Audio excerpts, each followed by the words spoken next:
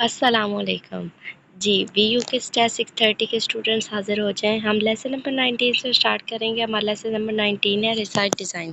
Final term हमारा यहाँ से स्टार्ट हो रहा है, तो हम अब यहाँ पे लेसन नंबर 19 से स्टार्ट लेते हैं। Research design, basically research design हमारे पास क्या है? हमारे पास एक मास्टर प्लान होता है जो हम जिसमें हम मेथड डिफ़ाइन करते हैं कि हमने जो भी रिसर्च करनी है उसके हवाले से क्या-क्या चीज़ें हमें चाहिए, किस डिज़ाइन से हम करेंगे, क्या कितना टाइम लगेगा, क्या-क्या चीज़ें होंगी। फिर जैसे हम एक स्ट्रेटजी बनाते हैं, उसे हम रिसर्च डिज़ाइन कहते हैं। रिसर्च डिज़ाइन के लिए हमें क्या-क्या स्पेसिफ़िक चीज़ें पढ़नी है या क्या-क्या स्पेसिफ़िक चीज़ें हम देखेंगे, वो हम आगे चल के देखते हैं। हमारे पास है रिसर्च डिज़ाइन को डिफरेंट तरीक़ों से किया जा सकता है, बट हम यहाँ पे जो तरीका हमें स्टूडेंट सर ने बताया गया है, द पर्पज़ ऑफ स्टडी। सबसे पहले क्या मकसद है हमारा इस रिसर्च को करने का। यूनिट ऑफ एनालिसिस, हम हमारे पास जो एनालिसिस करने का टाइम है वो हम यूनिट ऑफ एनालिसिस हम किस पे कर रहे हैं वो हमने फाइंड आउट करना है। देन टाइम डायमेंशन, कितना टाइम लगेगा, किस तरह का टाइम लगेगा। मोड ऑफ ऑब्जर्वेशन है हमारे पास, सैम्पलिंग डिज़ाइन है, हम कौन सा सैंपल यूज़ करने, कौन सा डिज़ाइन, कौन सा सैंपल यूज़ करेंगे, सैंपल फ्रेम वगैरह। उसके बाद है ऑब्जर्वेशन टूल्स हैं, हम कौन से टूल्स यूज़ कर रहे हैं। डेटा प्रोसेसिंग है, किस तरह का डेटा है, कौन सा डेटा हम यूज़ करेंगे। एंड देन डेटा एनालिसिस है कि हम डेटा को किस तरह एनालाइज करेंगे। सबसे पहले है purpose of study. Purpose of study हमारे पास हमें जैसे कि इससे पता चल रहा है कि हमारी स्टडी का पर्पज़ क्या है, हमारा मकसद क्या है। तो पर्पज़ के लिए हमारे पास यहाँ पे दो मेन चीज़ें हैं, डिस्क्रिप्टिव और एक्सप्लेनेटरी स्टडी। डिस्क्रिप्टिव एक्सप्लोरेशन भी हमारे पास होती है स्टडी जिसमें हम एक्सप्लोर करते हैं, बट यहाँ पे दो चीज़ें मेनली जो बताई गई हैं, डिस्क्रिप्टिव और एक्सप्लेनेटरी स्टडी है हमारे पास। डिस्क्रिप्टिव क्या होती है? डिस्क्रिप्टिव में हमारे पास बेसिकली क्वेश्चन पूछा गया है in research concern with finding out who, what, where, when और how much, then study is descriptive. Descriptive में बेसिकली क्वेश्चन पूछे जाता है, कैसे हुआ, कब हुआ, कहाँ हुआ, कैसे हुआ। इस तरह की चीज़ें जो हमारे पास होती हैं वो डिस्क्रिप्टिव में आती हैं। अब जो रिसर्च होती है हमारे पास एक्सप्लेनेटरी में हमारे पास वजह पूछी जाती है कि रिलेशनशिप, दो वेरिएबल्स के दरमियान जो रिलेशनशिप है वो किस तरह का है, क्यों है, ऐसा क्यों है। जैसे कि यहाँ पे ये एग्जांपल दी गई है, crime rate is higher in locality A than locality B, कि एक जगह का क्राइम रेट है वो दूसरी जगह क्राइम रेट से ज़्यादा क्यों है। तो हमने उस चीज़ों को एक्सप्लेन करना है। इस सारी पैराग्राफ में यही चीज़ें बनाई गई हैं। नेक्स्ट है unit of analysis. Unit of analysis हमारे पास होता है कि हमने किस पे रिसर्च करनी है, कितने बंदों पे रिसर्च करनी है। इंडिविजुअल, यहाँ पे पहले आ गया इंडिविजुअल किसी एक पर्सन से हमने चीज़ें पूछनी है कि आपने आपके हवाले से क्या-क्या चीज़ें इस लिहाज से बेहतर हो सकती हैं। देन हमारे पास है दूसरा क्या चीज़ है हमारे पास, studying two-person interaction the several two-person groups is also known as diets। ये आपके MCQs में आप कह सकता है कि डाइट्स किसे कहते हैं। किसी भी दो पर्सन के दरमियान इंटरेक्शन होता है या दो पर्सन के दरमियान हम कोई भी चीज़ एनालाइज करते हैं तो उसे हम डाइट्स कहते हैं। तो हमारे पास फॉर एग्जांपल यहाँ पे एग्जांपल्स दी गई हैं, सुपरवाइज़र, सुपरिटेंडेंट, टीचर, स्टूडेंट है। यहाँ पे हमारे पास हस्बैंड, वाइफ और डिफरेंट चीज़ें की एग्जांपल्स दी गई हैं जो हम उनसे क्वेश्चन करके उनसे उसकी स्ट्रेटजी के बारे में पूछ सकते हैं। ये हमारे पास डाइट होगी। और उसके बाद है ग्रुप एनालिसिस में हम क्या करते हैं कि हम डिफरेंट चीज़ों को ग्रुप्स लेते हैं। फॉर एग्जांपल हमने एक स्कूल्स का ग्रुप लिया, उनसे पूछा कि हम आपके लिहाज से स्टडीज़ में क्या-क्या चीज़ें बेहतरी आ सकती है। इसी तरह अब हम इसके बाद हमारे पास क्या होता है, टाइम डायमेंशन। टाइम डायमेंशन होता है cross sectional studies. Cross sectional studies हमारे पास आपके पास ये MCQs आ सकते हैं। क्रॉस सेक्शनल स्टडीज़ क्या होती हैं? क्रॉस सेक्शनल स्टडीज़ वो होती हैं जो एक ही दफ़ा की जाएँ और उसके बाद उसको रिपीट नहीं किया जाते। Are carried out once and represent a snapshot of at point in time, one point in time. ठीक है, उसको एक दफ़ा किया जाता है, उसे दोबारा रिपीट या नहीं किया जा सकता।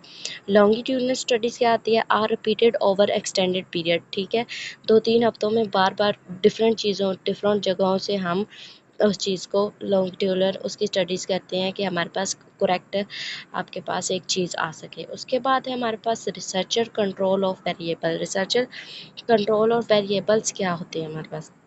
In terms of researcher ability multiplicating variables, we can differentiate between experimental or exposed facto design, ठीक है। एक्सपेरिमेंट हम करते हैं कि एक्सपेरिमेंट हमारे पास होता है कि उसके पास कितनी चीज़ें हैं, किस तरह हम उस स्टडीज़ को एक्सपेरिमेंट करके हमारे पास जो चीज़ें आ सकती हैं उनको क्या कहते हैं।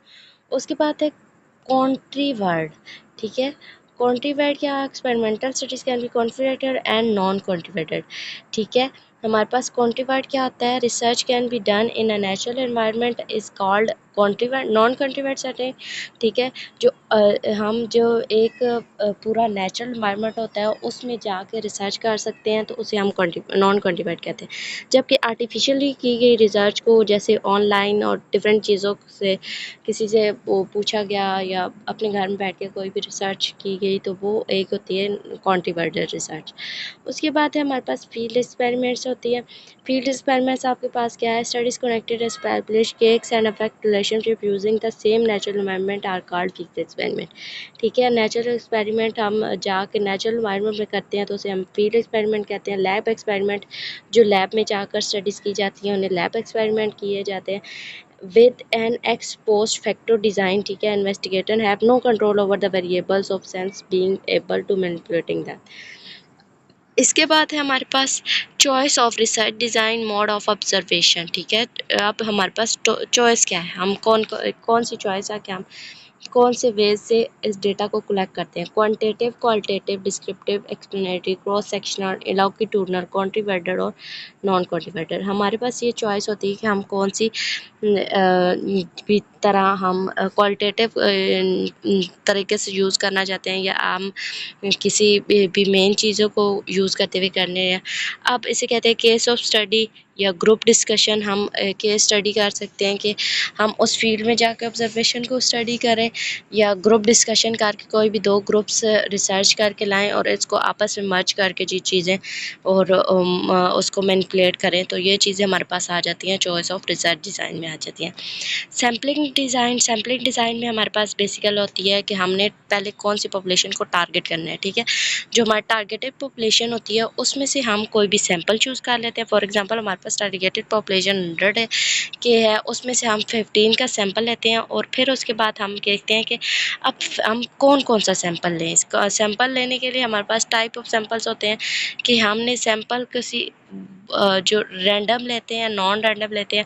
रैंडम मीन्स कि हम उठ के किसी से जाके पूछ सकते हैं कि, या फिर हमारे पास नॉन रैंडम होता है कि स्पेसिफिकली इस बंदे से हमने अपनी रिसर्च डेटा लेना है। तो हमारे पास ये चीज़ें आ जाती हैं सैम्पलिंग डिज़ाइन में। ऑब्जर्वेशन टूल्स हमारे पास क्या है, observation tools are mostly social researcher. इसमें हमारे पास होता है क्वेश्चनर होता है, इंटरव्यू स्केड्यूल होता है, इंटरव्यू गाइड होता है और चेक लिस्ट होती है कि हमने कौन कौन से क्वेश्चन करने हैं, इंटरव्यू टाइप क्वेश्चन करने हैं या इंटरव्यू गाइड होती है। ये चीज़ें हमारे पास ऑब्जर्वेशन टूल्स में आ जाती हैं कि हम कौन कौन से टूल्स सेलेक्ट करके इसमें ऑब्जर्वेशन कर सकते हैं। उसके बाद है हमारे पास field data collection. Field data collection में हम देखते हैं कि हमारे पास प्रोसीजर हम कौन सा फॉलो कर रहे हैं। उसके बाद है रिसर्चर के लिए जो रिसर्च कर रहा है उसके दिमाग में क्वेश्चन आता है कि डेटा कैसे कलेक्ट होगा, डेटा के लिए कौन रिस्पॉन्सिबल होगा। ट्रेनिंग हम जो डेटा कलेक्ट करेगा उसे कौन ट्रेनिंग देगा, उसके लिए एक स्पेसिफिक ट्रेनिंग भी होनी चाहिए ताकि वो सही डेटा कलेक्ट करके ला सके। उसके बाद है क्वालिटी कंट्रोल भी होना चाहिए ताकि वो क्वालिटी डेटा लाए। क्वांटिटी में हमें नहीं चाहिए, क्वालिटी डेटा चाहिए जो कि वो पूरी पॉपुलेशन पे अप्लाई किया जा सके, ठीक है। उसके बाद है लास्ट है data processing and data analysis. Data analysis में आपके पास डेटा सारा कलेक्ट हो गया, आपने उसको एनालाइज करना है कि आपके पास आया जो डेटा है ये हर बंदे पे अप्लाई हो सकता है कि नहीं, गरीब अमीर दोनों पे हो सकता है कि नहीं। जो जिसने डेटा कलेक्ट किया है वो ओवरऑल पॉपुलेशन से कलेक्ट किया है या उसने स्पेसिफिकली या सिर्फ अमीरों से कर लिया या सिर्फ गरीबों से कर लिया है। तो एक आपने वो चीज़ होती है ना कि आप ने एनालाइज करना है कि या ये हम प्लान पूरी ओवरऑल पॉपुलेशन पे अप्लाई कर सकते हैं या नहीं। सर्वे रिसर्च एंड ओवरव्यू क्या होगा। सबसे पहले इसमें एमसीक्यूज आ सकता है। Survey require asking people who are called respondents, ठीक है। सर्वे के लिए हमें जो पीपल्स रिक्वायर्ड होते हैं उन्हें हम क्या कहते हैं, रिस्पोंडेंट्स।